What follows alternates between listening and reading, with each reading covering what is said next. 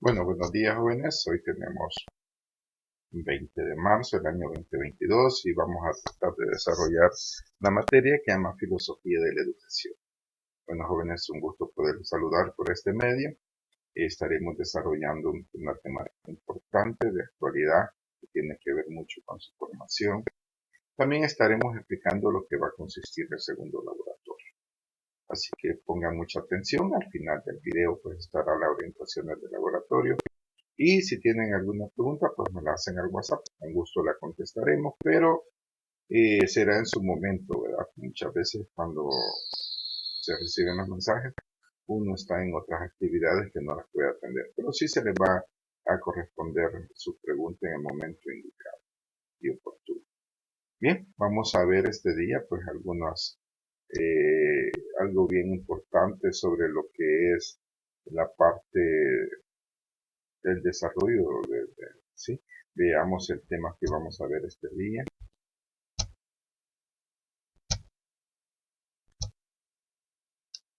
Igual, ¿verdad? Por ahí va una guía de trabajo para que usted pues pueda profundizar un poquito en la parte de los contenidos.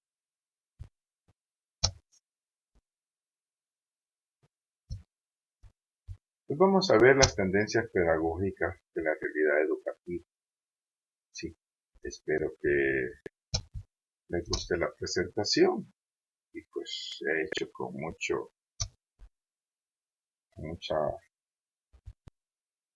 carisma para que usted pueda aprender de la mejor manera.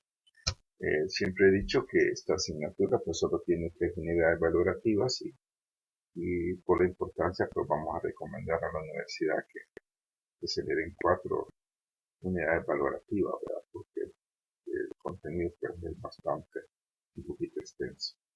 Muy bien, tendencias pedagógicas en la realidad educativa actual. Ese es el tema que vamos a desarrollar este día. Vamos a iniciar hablando de la pedagogía tradicional. Sí, de pedagogía tradicional. Puede decirse que el pensamiento pedagógico comenzó su desarrollo desde los propios albores de la humanidad. ¿Sí? Desde que la humanidad existe, pues comenzó pensar, a pensarse cómo se iba a educar a la persona.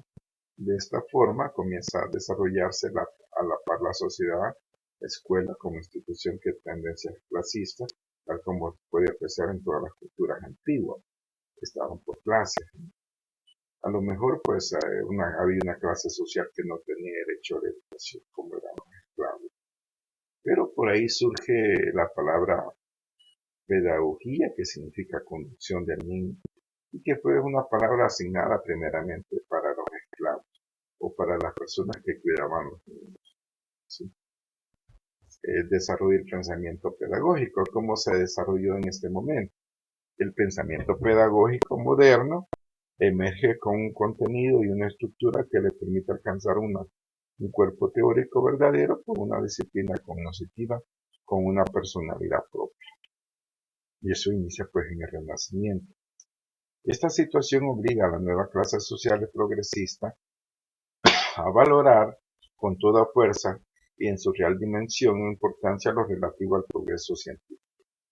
Técnico, como vistas a su perpetuación al poder garantizando al mismo tiempo un progreso económico y sostenible.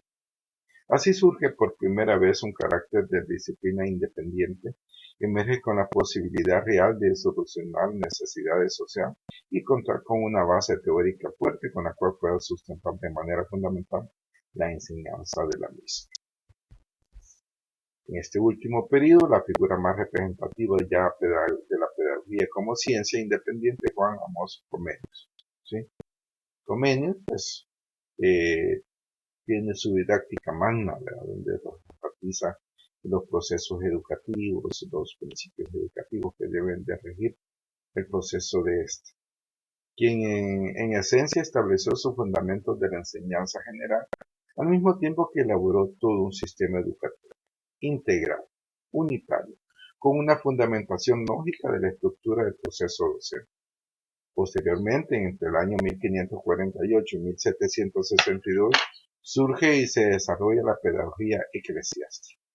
Aquí pues la iglesia era la que manejaba toda la parte educativa y se encargaba de educar a los jóvenes.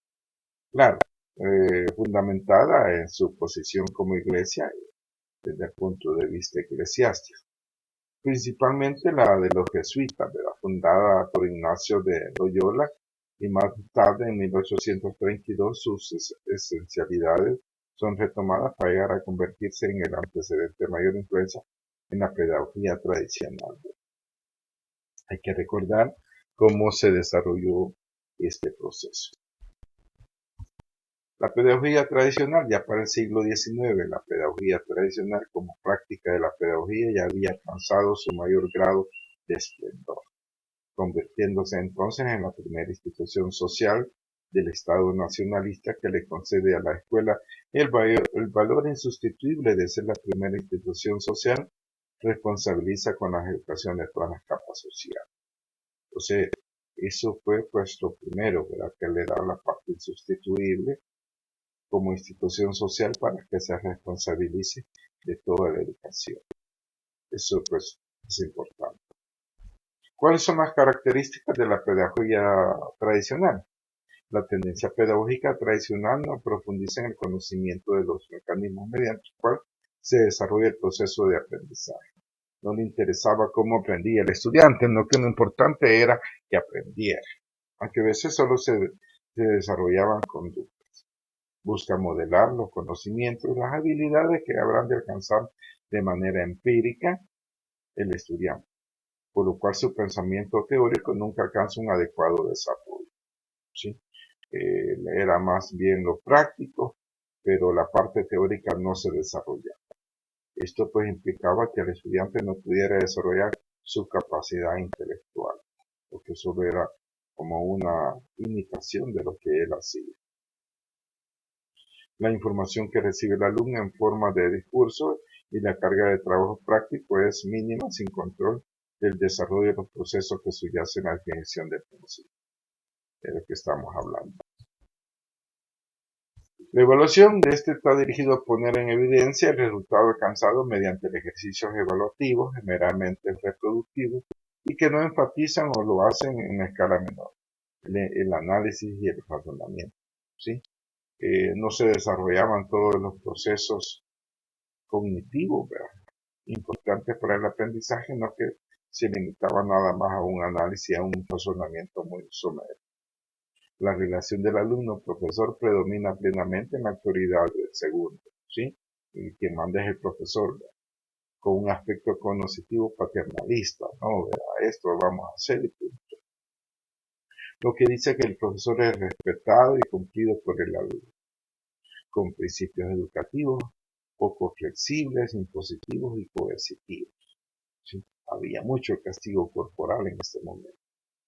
Desde este punto de vista curricular tiene un carácter racionalista y académico, en el cual se plantea el objetivo esencial de la capacitación del hombre es el que él mismo adquiere los instrumentos necesarios que le permitan tan solo intervenir en la tradición cultural de la sociedad.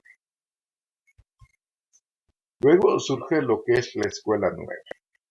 En esta tendencia pedagógica alcanzan un mayor auge los intentos por dirigir a los educandos más hacia las acciones prácticas concretas que hacia los ejercicios teóricos. Situación esta es la que se había iniciado hacia finales del siglo XIX y con una mayor propagación en las primeras décadas de este siglo, y cuya esencia todo se dirigía a una crítica profunda de los procedimientos. Se criticaba mucho en la forma que se enseñaba. Autoritarios e inflexibles, ¿sí? No, hombre, el profesor manda, aquí se decía la letra con sangre entra, se castigaba, se golpeaba y se hacía todo en favor de la educación. Por la tendencia pedagógica tradicional en contra del enciclopedismo pasivo asignado al alumno.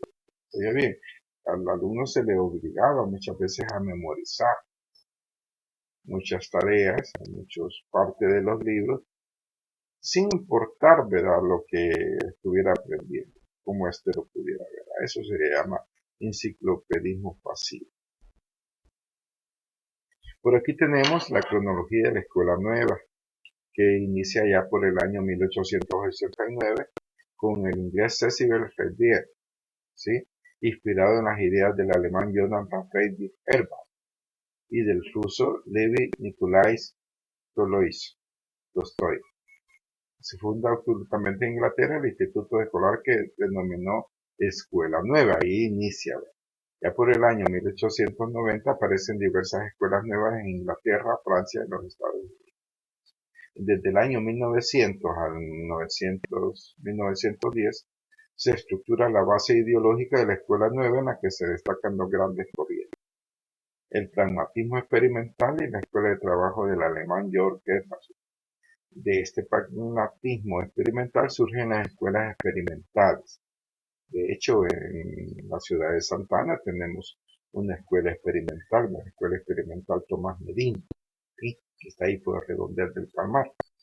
Es concebido por el pedagogo norteamericano John Dewey, ¿sí?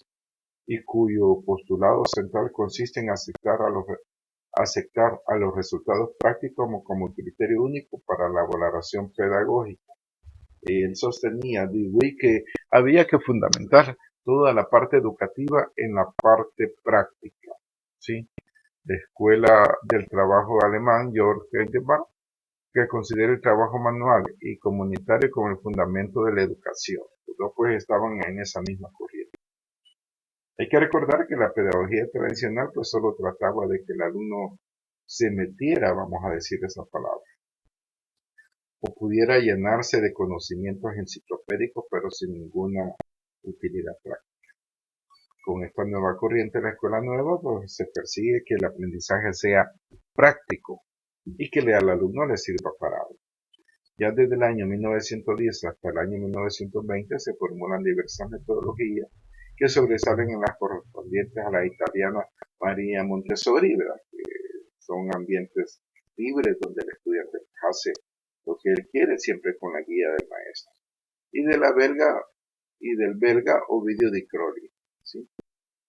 El llamado método de proyectos del estadounidense William Hare Kilpatrick, que también es método que se basa en proyectos educativos, el correspondiente al plan Dalton, todo usted puede encontrar en una didáctica, pues, lo que es el método de proyectos, el plan Dalton, que también que fue hecho por el estadounidense Helen Cruz, y el sistema de Winnebago, guiado por el estadounidense Carlos Wolfgang Wasbune, que crea este modelo, ¿sí?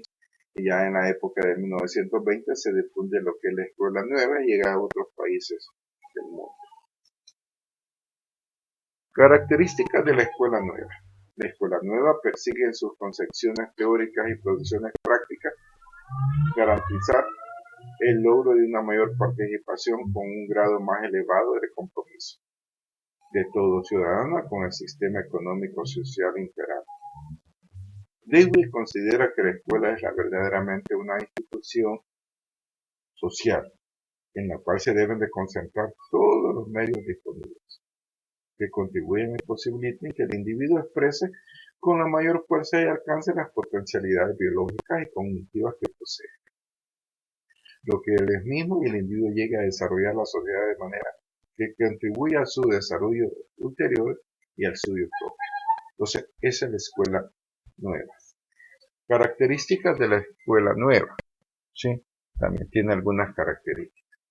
Se le puede considerar como una propuesta con tendencias genéricas, funcional y social. Genética, porque considera que la educación no es más que la apariencia fenomenológica de la expresión de determinadas potencialidades biológicas y determinantes a su vez capacidades cognitivas en el individuo. Funcional porque persigue desarrollar las referidas potencialidades biológicas y cognitivas en el camino de la búsqueda y la consecución de los procesos mentales, que resulten útiles tanto en la acción presente como para la acción futura, como instrumentos capaces de proporcionarle al individuo el mantenimiento de su propia vida. El aspecto social que se basa en la concepción de que, siendo el ser humano una parte o elemento necesario para la sociedad, Es imprescindible educarlo de manera tal que su práctica resulte útil para la misma, lo que contribuye a su desarrollo progresivo. Luego aparece algo pues nuevo por ahí, que es la tecnología educativa. ¿Sí? Tecnología educativa. El concepto nos permite un contexto de discurso práctico relacionado con la praxis acerca de las técnicas específicas que son portadoras de formas tanto racionales como no racionales, tales como el que desarrolla el conjunto de técnicas sistemáticas y acompañantes de conocimientos prácticos para diseñar, medir y manejar colegios como sistemas educacionales. Esto lo dijo Gagné en 1968. En la aplicación de un enfoque científico y sistémico con la información concomitante del mejoramiento de la educación. En la aplicación práctica de procedimientos organizados con un enfoque de sistema para resolver problemas en el sistema educativo, con el objetivo de optimizar la operación del mismo. ¿Sí? Entonces la tecnología tiene que ver con las TIC, que en este momento pues todavía no entraba en vigencia cuando se estaba esta tecnología educativa. Pero sí ya se pensaba en sistematizar procesos que permitieran desarrollar el sistema educativo de una forma más viable y más sencilla. La tecnología educativa pretende aplicar el modelo empresarial o de la escuela, es decir, que la educación apoye directamente al sistema productivo, con la intención de satisfacer necesidades de estos. Nosotros pudimos ver ahí por el año 68, cuando se estaba desarrollando esta teoría, pues que la reforma educativa de nuestros países pretendía eso, satisfacer las necesidades del contexto. Los antecedentes de la tecnología educativa son los antecedentes de la psicología controlada de Pavlov, Trondike y Watson. Sin embargo, se considera que la tecnología educativa nace en los primeros años del siglo XX, con la Escuela de Administración Científica del Trabajo del ingeniero y economista norteamericano Frederick Winslow, ¿sí? Expansionistas del industrialismo estadounidense. Los factores que dan origen a esta técnica de control conductual al servicio de procesos de producción son el pragmatismo, el empirismo y el éxito empresarial de Henry Ford. ¿Qué quiere decir pragmatismo? Basado en la práctica, basado en la experiencia y basado en el éxito empresarial. La tecnología educativa es una de las formas de penetración más decisivas de los Estados Unidos en América Latina. El desarrollo inicial de esta importancia, permítanme un segundito.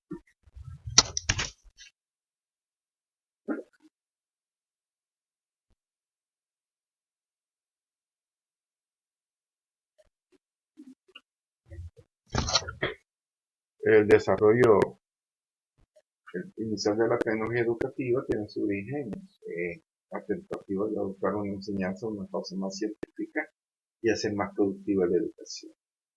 La eficiencia en el saber de hacer, con una adecuada dosificación y programación de la enseñanza, para ello insiste una meticulosa planificación del proceso y la consideración del profesor como ingeniero de la educación. La publicación en el año 1974 de la obra Enseñanza y el aprendizaje de los autores Mackenzie, Errau y Young, edición cuyo tiraje fue de 20.000 ejemplares, realizada por la parte de la Secretaría de Educación Pública de colección de los 70.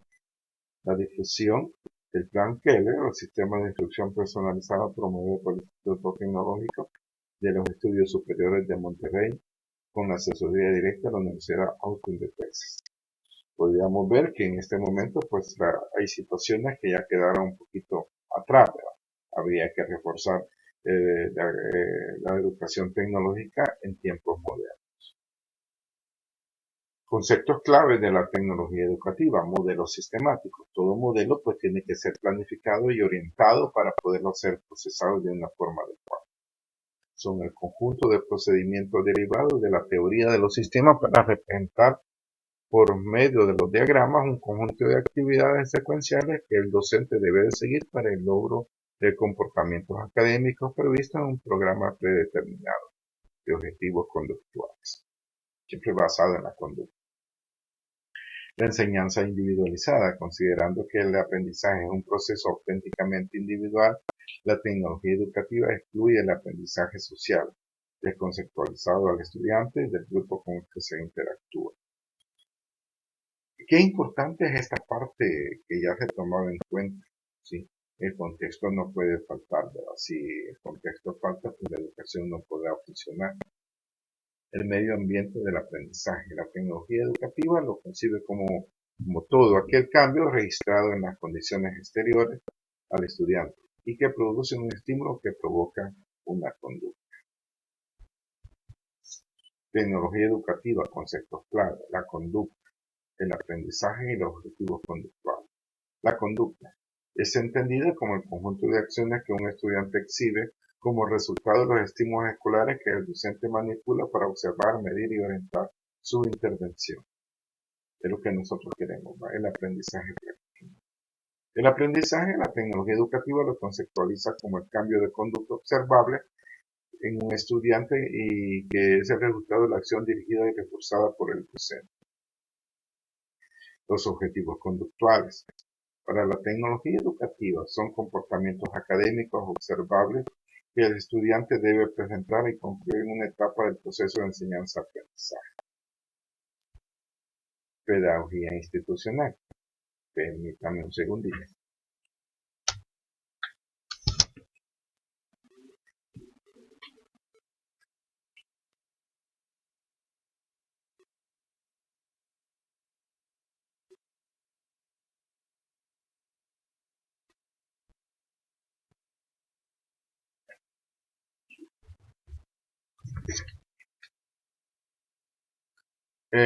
Decía, con el nombre que designa a un movimiento, está un tipo nuevo de pedagogía, ¿verdad? La pedagogía de cada institución. Con este nombre se designa un movimiento aparecido en Francia y cuyo objetivo primordial era el análisis de la institucionalización del proceso educativo y de la propia institución escolar. La autogestión, clave dentro de la pedagogía institucional, opera como uno de los principales analizadores de propiciar y profundizar del análisis de la estructura de la institución. Carl Rackson Troyer, quien originalmente se interesó por la terapia individual, pero que en sus últimos trabajos evidenció una auténtica preocupación por la utilización del grupo como factor contexto terapéutico, realizó importantes aportes a tendencias pedagógicas. Se reconoce como antecedentes teóricos originales de la pedagogía institucional a las ideas pedagógicas del francés Célestin Binet, de experiencia comunitaria de Summerhill, teoría de los grupos del psicólogo judío alemán Kurt Lewin, la idea del no directividad y psicoterapia de la institución de Carlos Royer y la teoría psicoanalítica de Sigmund Freud. Características de la pedagogía institucional. La pedagogía institucional establece la existencia de tres alternativas de la autogestión pedagógica. Importante destacar este término de la autogestión. La autogestión es lo que permite que las escuelas puedan desarrollarse. Si no se tiene autogestión, pues se va a limitar a lo que el Estado quiere que se haga. Tendencia autoritaria, ¿sí? Esta es la primera característica. El docente realiza propuestas modelos institucionales para el desarrollo del proceso educativo, ¿sí? De acuerdo a donde se esté trabajando. Yo creo que ya más de alguna vez se lo he mencionado, que si trabaja en una escuela católica, pues tendrá que seguir ese ritmo de iglesia católica, lo mismo que fuera una iglesia evangélica. La tendencia de Binet, el docente también realiza propuestas institucionales, pero con características tendientes a individualizar la autoformación, va tomando en cuenta pues, las características individuales del estudiante para poderse desarrollar de esta manera. Tendencia libertaria, el docente adopta el rol de consultante dentro del grupo del proceso de formación. Todas estas características pues se dan a nivel de la institución y se dan a nivel interno, ¿verdad? Entonces nosotros tenemos que valorar esa situación que estamos desarrollando. ¿Sí? Bien, veamos. La pedagogía constructivista, otro tipo de pedagogía que es la que prácticamente está funcionando en nuestro sistema educativo salvadoreño, ¿sí? La pedagogía constructivista y sus principales fuentes teóricas. su teoría, la primera, la psicogenética, aspecto que rescata conocimientos previos, competencias cognitivas, actividad mental constructiva, modelo de equilibración y modelo de capacidad de aprendizaje. ¿Quién es el autor básico de esta teoría? Jean Piaget. La psicogenética. La psicología dialéctica. Zona de desarrollo próximo, ¿sí? Capacidad de aprendizaje, socialización e individualización de la educativa. ¿Quién lo dice? Pues lo dijo Vygotsky. ¿Sí? Vygotsky. La psicología genético-dialéctica, componentes afectivos, racionales y psicosociales del desarrollo, la motivación, el interés, la autoestima y el autoconcepto. ¿Quién lo dijo? Lo dijo Wallon. Y el aprendizaje significativo, condiciones de aprendizaje, significado y sentido. Y lo dijo Ausubel. De estas fuentes teóricas, pues prácticamente las 4 fuentes aplicamos aquí en El Salvador. Nosotros tenemos nuestro currículum, que es un currículum constructivista, ¿sí? Constructivista. Deberían de buscar ahí en la parte de algunos documentos del Ministerio de Educación para el enfoque del sistema educativo. También se puede auxiliar por algunas presentaciones que va a encontrar en internet, ¿verdad? Para que sea más fácil el trabajo. La pedagogía constructivista, estos conceptos y otros derivados de la epistemología genética han sido aplicados en el campo educativo por César Coll Salvador, discípulo de Piaget, conciliándoselos con los principios de otras aproximaciones teóricas metodológicas con una actitud congruente constructivista, pero sin caer en el eclecticismo básico. Este autor considera que el alumno como constructor y único responsable de su propio conocimiento es tanto que el papel del docente es de coordinar y guiar el proceso constructivo. Ante la consideración de carácter activo del alumno y docente, señala también que los contenidos escolares no deben ser arbitrarios, es decir, los contenidos escolares deben de ser revalorizados con muchos de los conocimientos que los alumnos deben de construir y están elaborados y prediseñados por el sistema educativo. Luego llegamos a la pedagogía crítica. Ya con esto pues vamos a ir terminando la presentación y hacer un poquito de orientación de laboratorio. La pedagogía crítica es una teoría radical muy reciente a lo que también se alude como nueva sociología de la educación y análisis práctica educativa en su contexto histórico y como obra e instrumento de la clase dominante. Ya se los he dicho más de alguna vez que la educación, a pesar de que libera a los pueblos, como lo decía Pablo Freire, muchas veces lo somete. Aquí lo dice la pedagogía crítica, contexto histórico como obra e instrumento de la clase dominante. La pedagogía crítica manifiesta que una abierta preocupación por la pedagogía de los enfoques positivistas que despojan lo educativo de su carácter político e histórico, circunstancia que resulta muy conveniente para los intereses de los grupos sociales hegemónicos. Los orígenes de la pedagogía crítica pueden encontrarse en las actividades realizadas por el Instituto para la Investigación Social de Alemania antes del inicio de la Segunda Guerra Mundial. Esta última tendencia, denominada generalmente como liberadora, encuentra su inspiración en las ideas pedagógicas de Paulo Freire, y su obra resulta verdaderamente trascendente para la pedagogía crítica, pues su trabajo ha sido difundido en todo el mundo.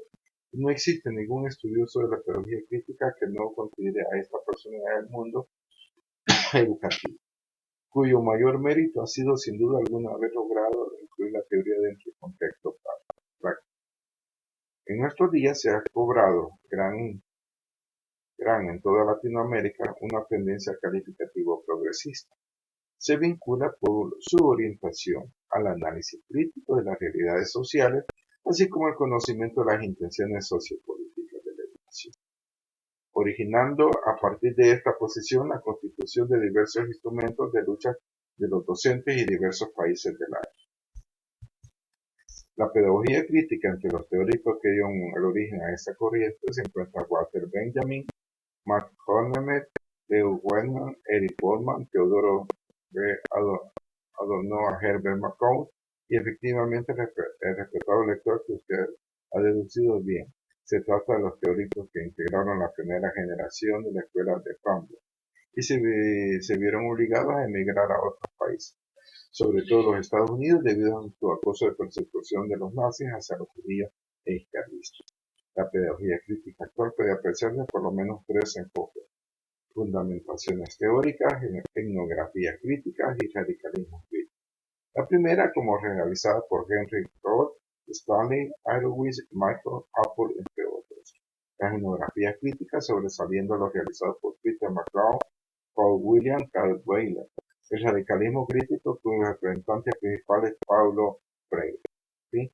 Este producto puede, si no la ha leído, pues le recomiendo que la lea, La pedagogía en optimismo, para poder entender muchas situaciones que ahí se dicen.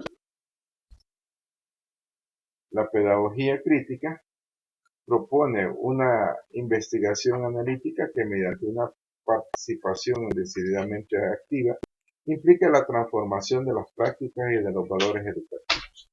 Aún más, el cambio de las estructuras sociales. La pedagogía crítica no propone una investigación acerca de la educación, sino y para la educación. Para ello, la pedagogía crítica supone el compromiso indiscriminable de docentes, estudiantes y padres de familia, administradores, etc., para analizar críticamente sus respectivas funciones sociales y situaciones personales relacionadas con la educación. Para mejorar sustancialmente la entendida, la pedagogía crítica resulta eminentemente participativa. Sin embargo, en este sentido, el alemán Volker Habermas, tal vez el teórico más importante de la escuela de Frankfurt, en la actividad advierte que los conocimientos sobre investigaciones generadas por la ciencia social crítica nos impulsan necesariamente y automáticamente a la acción, sino que es indispensable un proceso de ilustración de los participantes, con el fin de entender una situación determinada y sean capaces de tomar sus propias decisiones. Bueno, lean varias veces la presentación, está un poco extensa y hay que leer, subrayen lo que no entienden, busquen alguna referencia bibliográfica si es necesario para poderlo entender. Bien, vamos a hablar un poquito sobre las orientaciones sobre el segundo laboratorio, ¿sí? Que lo van a subir el 27 de marzo, a más tardar a las 2 de la tarde. Veamos lo que dice el segundo laboratorio, ¿sí? El segundo laboratorio, pues, usted tendrá que hacer como un análisis del programa de estudios, valga la redundancia, de estudios sociales, ¿verdad? Y ese va a ser el segundo laboratorio. Veamos lo que dice. Bueno, tenemos las generalidades que van a plantear, ¿sí? Tenemos las generalidades, la asignatura, el horario, el nombre del docente, fecha de aplicación. Lo podrá hacer de manera individual, en parejas o entre ellos, ¿sí? El objetivo de este estudiante ha llegado el momento de realizar el segundo laboratorio, el cual tiene como objetivo valorar los conocimientos que se tienen sobre los temas desarrollados de la asignatura Filosofía de la Educación. En este caso se analizará un programa de estudio de la asignatura de estudios sociales y se determinará el enfoque filosófico que éste tiene. No olvide justificar su respuesta con la teoría de su respuesta. Indicación. Con el programa de materia de estudios sociales del nivel medio determina el enfoque filosófico que éste tiene. No olvide destacar qué tipo de estudiantes estamos formando y para qué.